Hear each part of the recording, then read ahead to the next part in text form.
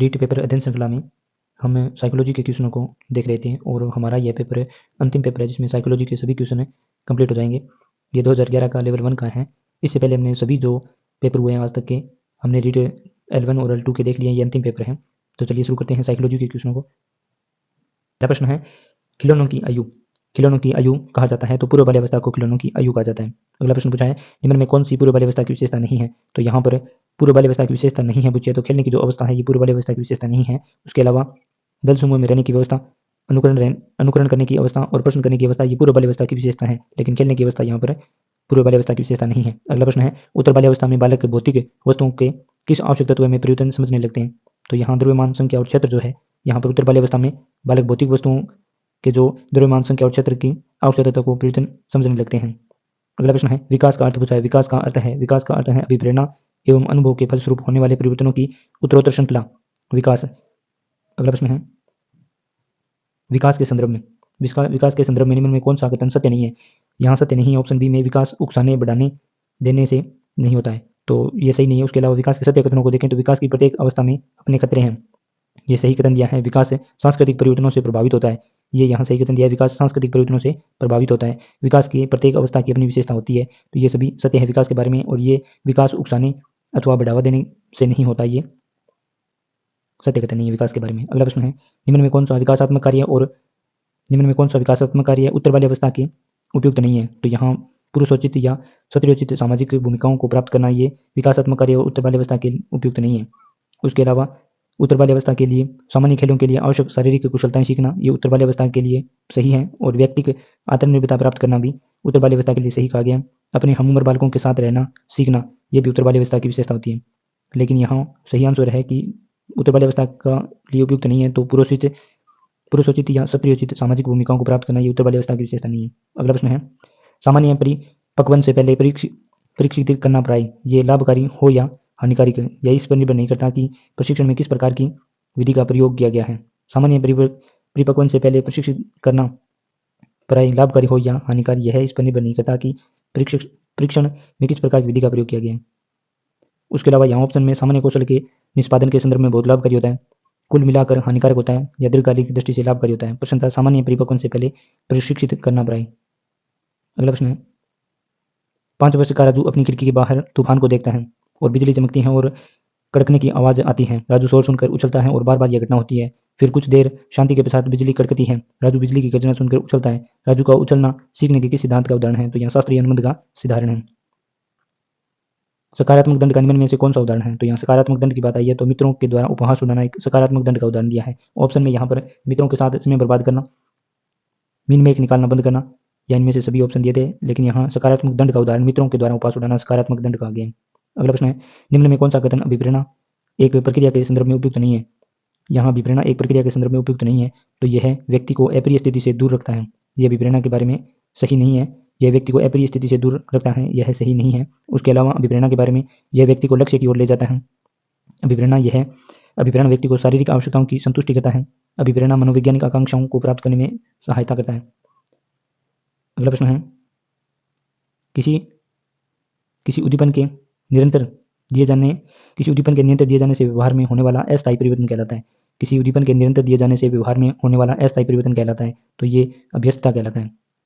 यहाँ ऑप्शन में अधिगम, अस्थायी अधिगम और अभिप्रेरणा दिए थे, लेकिन यहाँ पर किसी उद्दीपन के निरंतर दिए जाने से व्यवहार में होने वाला अस्थायी परिवर्तन अभ्यस्तता सही आंसर दिया है। अगला प्रश्न है, विद्यार्थियों की अभिवृत्तियों में परिवर्तन के लिए निम्न में से किस विधि का प्रयोग अध्यापक को नहीं करना चाहिए। विद्यार्थियों की अभिवृत्तियों में परिवर्तन के लिए निम्न में से किस विधि का प्रयोग अध्यापक को नहीं करना चाहिए। तो दबाव से किसी बात या विचार के लिए राजी करना ये नहीं करना चाहिए शिक्षक को।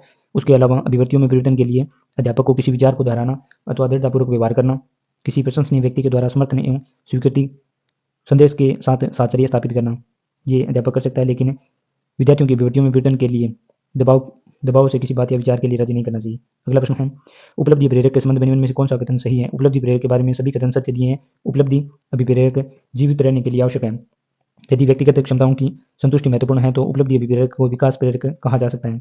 यदि व्यक्तियों के मध्य प्रतियोगिता प्रबल है तो उपलब्धि अभिप्रेरक को सामाजिक अभिप्रेरक कहा जा सकता है।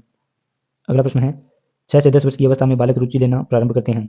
6 से 10 वर्ष की अवस्था में बालक रुचि लेना प्रारंभ करते हैं तो विद्यालय में, यहाँ पर ऑप्शन में धर्म, मानव शरीर में या यौन संबंधों में, तो यहाँ 6 से 10 वर्ष की अवस्था में बालक विद्यालय में रुचि लेना प्रारंभ करते हैं। अगला प्रश्न है, कौन सिद्धांत व्यक्त करता है कि मानव मस्तिष्क एक बर्फ की बड़ी चट्टान के समान है जो कि अधिकांश छिपी रहती है, उसमें चेतन के 3 स्तर हैं। या मनोविश्लेषणात्मक सिद्धांत जो है, ये यहाँ पर सही आंसर दिया गया कि मनोविश्लेषण सिद्धांत व्यक्त करता है कि मानव मस्तिष्क एक बर्फ की बड़ी चट्टान के समान है जो अधिकांश छिपी रहती है, उसमें चेतन के 3 स्तर होते हैं। अगला प्रश्न है, कुछ लोगों का कहना है कि जब बालकों को गुस्सा आता है तो वे खेलने के लिए चले जाते हैं, जब तक कि पहले से अच्छा महसूस नहीं करते। उनके व्यवहार में निम्न में कौन सा प्रतिरक्षा तंत्र प्रतिलक्षित होता है? तो यहाँ पर वो विस्थापन कर रहे हैं, गुस्सा आता है तो वो खेलने के लिए चले जाते हैं, तो विस्थापन कर रहे हैं। अगला प्रश्न है, समायोजन से तात्पर्य स्वयं का विभिन्न परिस्थितियों में अनुकूलन करना है ताकि संतुष्ट किया जा सके। समायोजन से तात्पर्य स्वयं को विभिन्न परिस्थितियों में अनुकूलन करना है ताकि संतुष्ट किया जा सके आवश्यकताओं को, ऑप्शन में दूसरों को, प्रेरकों को, उद्देश्यों को। लेकिन सही आंसर है कि समायोजन से तात्पर्य स्वयं को विभिन्न परिस्थितियों में अनुकूल करना है ताकि संतुष्ट आवश्यकताओं को संतुष्ट किया जा सके। अगला प्रश्न है, निम्न में कौन सा व्यवहार भावात्मक बाधा को प्रदर्शित नहीं करता है? तो यहाँ स्वाधीनता जो व्यवहार है भावात्मक बाधा को प्रदर्शित नहीं करता है, स्वाधीनता। उसके अलावा बाल अपराध भावनात्मक बाधा है, कमजोरों को डराने वाला भावात्मक बाधा है, और भगोड़ापन ये भी भावात्मक बाधा है, लेकिन स्वाधीनता है ये व्यवहार का भावात्मक बाधा प्रदर्शन नहीं है। अगला प्रश्न है, निःशक्त बालकों की शिक्षा के लिए प्रावधान किया जा सकता है? तो समावेशी शिक्षा द्वारा निःशक्त बालकों की शिक्षा के लिए प्रावधान किया जा सकता है, समावेशी शिक्षा द्वारा। अगला प्रश्न है, निम्न में कौन सी मानसिक मंदता की विशेषता नहीं है? तो यहाँ अंत व्यक्ति के संबंधों का कमजोर होना मानसिक मंदता की विशेषता नहीं है, मानसिक मंदता की विशेषता नहीं है। तो अंत व्यक्ति के संबंधों का कमजोर होना मानसिक मंदता की विशेषता नहीं है। उसके अलावा मानसिक मंदता की विशेषताओं में देखें, बुद्धिलब्धि का 25 से 70 के मध्य होना मानसिक मंदता की विशेषता है। धीमी गति से सीखना एवं दैनिक जीवन की क्रियाओं को न कर पाना भी एक मानसिक मंदता का कारण है। वातावरण के साथ अनुकूलन में कठिनाई करना मानसिक मंदता का कारण है। तो ये अंत व्यक्तिक संबंधों का कमजोर होना या मानसिक मंदता की विशेषता नहीं है। अगला प्रश्न है, विद्यार्थियों के अच्छे मानसिक स्वास्थ्य को बनाए रखने के लिए निम्न में कौन सा तरीका अधिक महत्वपूर्ण है? तो यहाँ अध्यापक की भूमिका एवं विद्यालय वातावरण जो है वो विद्यार्थियों को अच्छे मानसिक स्वास्थ्य को बनाए रखने के लिए अध्यापक की भूमिका एवं विद्यालय वातावरण महत्वपूर्ण होता है। अगला प्रश्न है, कमजोर वर्ग के बालक से तात्पर्य, कमजोर वर्ग के बालक से तात्पर्य पूछा है तो ऐसे अभिभावकों के बालकों से जो सरकार द्वारा निर्धारित न्यूनतम सीमा की वार्षिक आय की सीमा से नीचे के वर्ग में आते हैं या कमजोर वर्ग के बालक कहलाते हैं।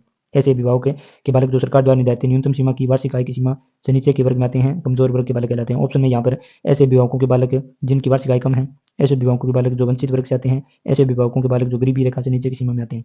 यहाँ से आंसर है ऐसे अभिभावकों के बालक जो सरकार द्वारा निर्धारित न्यूनतम सीमा की वार्षिक आय की सीमा से नीचे के वर्ग में आते हैं। अगला प्रश्न है, शिक्षा का अधिकार अधिनियम 2009 में निर्दिष्ट किया गया है कि कक्षा 1 से कक्षा 5 तक यदि प्रवेश दिए गए विद्यार्थियों की संख्या 200 से अधिक तो विद्यार्थी अध्यापक आवश्यक अनुपात होगा। यानी शिक्षा का अधिकार अधिनियम 2009 में कक्षा 1 से 5 तक के प्रवेश में 200 से अधिक विद्यार्थियों वाले में अध्यापक की संख्या पूछी है, तो यहाँ पर 40 होगी। अगला प्रश्न है, क्रियात्मक अनुसंधान के संबंध में निम्न में कौन सा कथन सही नहीं है? तो क्रियात्मक अनुसंधान के संबंध में सही नहीं है ऑप्शन सी में व्यापक स्तर पर निर्णय लेने के लिए सूचना संकलन का कार्य इसमें किया जाता है, तो ये सही नहीं है। क्रियात्मक अनुसंधान के बारे में सही को देखें तो यह अध्यापकों एवं शिक्षा व्यवसाय से जुड़े लोगों के द्वारा किया जाता है। यह किसी विशिष्ट समस्या के समाधान के लिए किया जाता है, स्थानीय स्तर पर रोजमर्रा की समस्याओं के समाधान के लिए क्रियात्मक अनुसंधान किया जाता है। अगला प्रश्न है, निम्न में कौन सा कथन शिक्षण के बारे में सत्य नहीं है? तो यहाँ शिक्षण अन्वेषण जो है ये जो है शिक्षण के बारे में सत्य नहीं है। उसके अलावा शिक्षण के बारे में सत्य कथनों को देखें तो शिक्षण में सुधार किया जा सकता है। शिक्षण औपचारिक एवं अनौपचारिक दोनों तरह से होता है। शिक्षण विज्ञान के साथ कला भी है, तो यहाँ शिक्षण अनुदेशन है, ये सत्य नहीं दिया गया शिक्षण के बारे में। अगला प्रश्न है, राष्ट्रीय पाठ्यचर्या रूपरेखा 2005 में गुणवत्ता आयाम शीर्षक के अंतर्गत अधिक महत्व दिया है, तो यहाँ बालकों के लिए संरचित अनुभव एवं पाठ्यक्रम सुधार को यहाँ राष्ट्रीय पाठ्यचर्या रूपरेखा 2005 में गुणवत्ता आयाम शीर्षक के अंतर्गत रखा गया, बालकों के लिए संरचित अनुभव एवं पाठ्यक्रम सुधार को। उसके अलावा ऑप्शन में यहाँ पर भौतिक संसाधन दिए थे, शिक्षक एवं अभिप्रेत अध्यापकों को दिए थे, बालकों के लिए ज्ञान के संदर्भ में संचित अनुभवों को। लेकिन यहाँ पर सही आंसर है कि राष्ट्रीय पाठ्यचर्या रूपरेखा 2005 में गुणवत्ता आयाम के लिए बालकों के लिए संचित अनुभव पाठ्यक्रम में सुधार करना। अगला प्रश्न है, राष्ट्रीय पाठ्यचर्या रूपरेखा 2005 में निम्न में से किस परीक्षा संबंधित सुधारों को सुझाया गया? तो यहाँ कक्षा 10 की परीक्षा ऐच्छिक के रूप में जो है वो राष्ट्रीय पाठ्यचर्या रूपरेखा के परीक्षा संबंधी सुधारों को सुझाया गया था। उसके अलावा ऑप्शन में विद्यालय शिक्षा की विभिन्न व्यवस्थाओं पर राज्य स्तर की परीक्षा संचालन, प्रतियोगी प्रवेश परीक्षा को ऐच्छिक करना, यहाँ पर जो है परीक्षा 10 की परीक्षा ऐच्छिक करना, ये राष्ट्रीय पाठ्यचर्या रूपरेखा द्वारा सुधारों में सुझाया गया था। अगला प्रश्न है, दबाव को कम करने एवं परीक्षाओं में सफलता के लिए आवश्यक है। दबाव को कम करने और परीक्षा में सफलता के लिए आवश्यक है कि कम अवधि की परीक्षाओं में अंतरण भाग लेना, यानी कम अवधि की परीक्षाओं में अंतरण होना यहाँ पर दबाव को कम करने और परीक्षाओं में सफलता के लिए आवश्यक है। उसके अलावा ऑप्शन में यहाँ पर विद्यालयी शिक्षा की विभिन्न चरणों में परीक्षा का आयोजन करना, वार्षिक एवं अर्धवार्षिक परीक्षाएं, विभिन्न प्रवेश परीक्षाओं के लिए विभिन्न एजेंसियों की स्थापना करना, लेकिन यहाँ सही आंसर दिया है कि कम अवधि की परीक्षाओं में अंतरण करना। मूल्यांकन का उद्देश्य पूछा है। मूल्यांकन का उद्देश्य उत्पादक जीवन जीने के लिए शिक्षा किस सीमा तक तैयार कर पाई हैं, इसका पुष्टि पोषण प्रदान करना ये मूल्यांकन का उद्देश्य है। उसके अलावा ऑप्शन में यहाँ पर बालकों को धीमी गति से सीखने वाले एवं प्रतिभाशाली बालकों के रूप में लेबल करना सही नहीं है, मूल्यांकन का उद्देश्य है। जिन बालकों को उपचारात्मक शिक्षा की आवश्यकता है उनकी पहचान करना, ये भी मूल्यांकन उद्देश्य में सही नहीं है। अधिगम की कठिनाइयों व समस्याओं वाले क्षेत्रों का पता लगाना, तो ये भी मूल्यांकन का उद्देश्य नहीं है। लेकिन उत्पादक जीवन जीने के लिए शिक्षा किस सीमा तक तैयार कर पाई है का पुष्टि पोषण प्रदान करना ये मूल्यांकन का उद्देश्य है। अगला और अंतिम प्रश्न है, प्राथमिक विद्यालयों के बालकों के लिए निम्न में किसे किसे बेहतर मानते हैं? तो यहाँ स्वयं के द्वारा किया गया अनुभव जो है प्राथमिक विद्यालयों के बालकों में निम्न से बेहतर मानते हैं, स्वयं के द्वारा किया गया अनुभव। तो इस प्रकार के प्रश्न जो हैं वो साइकोलॉजी के क्वेश्चन पूछे गए थे। आगे हम अलग अलग पार्टों के हिंदी और संस्कृत और सामाजिक विज्ञान के जो अलग अलग पार्ट हैं उनके प्रश्नों का अध्ययन करेंगे।